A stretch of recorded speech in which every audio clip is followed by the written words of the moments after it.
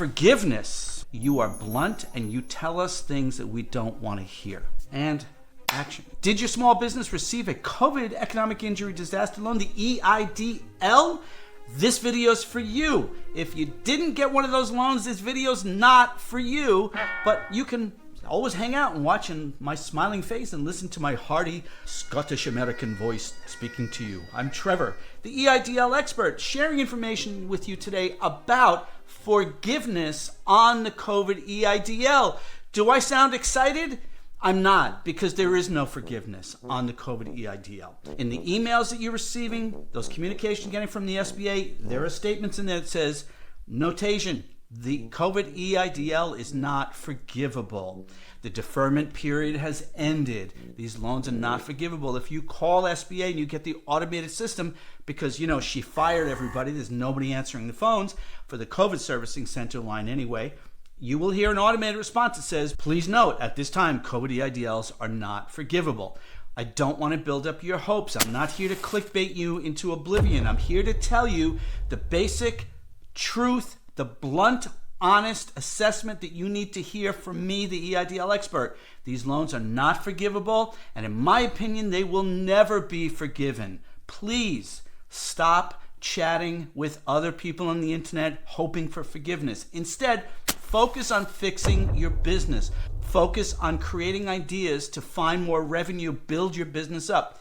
You need help with that? Watch this interview with Karen Graves on our Simple Sense for Small Business channel. She's got a chock full of ideas and basic concepts to help you go out there and find more business. On a recent 1-hour call with the owner of a fish market in Detroit, actually he owns 3 fish markets, the kind where you go in to buy fish and also you could buy some prepared food. I asked him, do you send birthday cards to your customers? And he thought I was nuts, except when I was in the mortgage business, we sent birthday cards to people, even though once you did a mortgage with me, it was basically a one and done transaction. So in a retail environment like that, where folks come in, I don't know, every couple of weeks to buy some fish and chips or some fresh fish, why would you not build your own database? Oh, and by the way, those point of sale systems you're using, or those tech bro companies that deliver food to your customers, they're stealing your customers from you. They're taking the data from your customers. You know what they're doing? They're offering them coupons to your competitors. They're offering them discounts to your competitors. They're probably even wishing your customers happy birthday. You need to go out and find more business and stop worrying about forgiveness. Please. We've done multiple videos about this. I've been saying it for 5 years. It is a pipe dream. It's never going to happen. I don't want to be right about that. I want to be wrong. But right now, especially, there is no temperament in the Congress of the United States to authorize the SBA to forgive these loans. This is the same Congress who threw student loans under the bus this year, okay?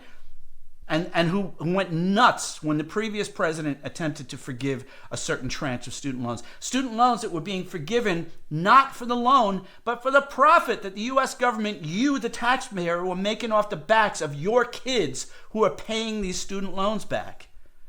Does that sound unfair to you? It is unfair. And it's also unfair that your COVID loan is not forgiven. Please stop the fantasy. It is not a reality. I'm telling you this as the blunt truth because on one of our 1-hour consulting calls last week, a young man who's been following us for years, he started the call by thanking me and Linda Ray for doing videos like this. He said to me, Trevor, over the years, you've helped me with information about the COVID loan, helped me to get approved, and you helped me to sleep better at night. He said, you tell us things that we don't want to hear. And so I'm back here today to tell you other folks who are thinking forgiveness, it's going to happen. It's not going to happen. Shift your focus. Shift to a positive mindset. Go out and find more business. But another element of forgiveness, if it were to happen, okay? I'm going to read what I wrote down a couple of months ago when I came up with the idea for this script. Forgiveness will be for the compliant, not the deadbeats. Okay. What does that mean, compliant? It means people have been making payments. Maybe there have been struggles. Maybe there's a couple of late payments here and there. Maybe they've been in payment assistance, the hardship accommodation, and the current payment assistance. That, to me, is still compliance because those are people who are attempting to make payments. And when I say deadbeats, I'm talking about people who just went like this and said, screw the American taxpayer, which literally is themselves, and they're not paying the loan back. Point is, compliance is about making payments, but compliance is also about falling into line and following the restrictions, requirements, and responsibilities of the COVID Economic Injury Disaster Loan Agreement, the LAA. You signed that agreement when you got the loan. Read it. We did a video earlier this year talking about why you should read that loan agreement. We've done multiple videos previously about compliance. This week and next week, I'm publishing a bunch of short videos about compliance to help you understand what I mean when I say compliance. And so therefore, if you are of the mindset that hopefully you're wishing or you're demanding of your congressperson, even better, that these loans should be forgiven someday, remember, if you were in the position of having to judge who gets forgiveness and who doesn't, wouldn't you make the decision in favor of those folks who have clearly been in compliance? SBA has conducted audits. We got an email just again yesterday about somebody who said, I went for a loan at a bank and now SBA is saying that I cannot get that loan because I'm out of compliance with the COVID EIDL, and they're not even telling me what it's about. We created a guidebook to help you fight that back. It's called Fight Back. I don't know how much more information I can give you to say to you, compliance, compliance, compliance. Please read the loan agreement. If you need assistance with understanding the terms of the loan agreement, you can book a 1-hour call with me Tuesdays and Wednesday evenings here on the East Coast. Wednesday evenings, obviously afternoons for you folks on the West Coast, so that you can get 1 hour of my time and my expertise. If you want to buy one of our guidebooks or book a call, there's a link in the description below this video, and you will see that. Just click on the More button to open up the full description so you can find the links. You can also find us at EIDLconsulting.com. I want to finish with the comment that if you absolutely are out of all options for whatever reason, and there's no way of recovering the business, right now, the only real option the SBA is giving you is none, zero. There is no option. There's a 6 month payment reduction, which is 50%, and we're hearing from folks here in the comments and on the 1-hour calls, people can't afford that payment either.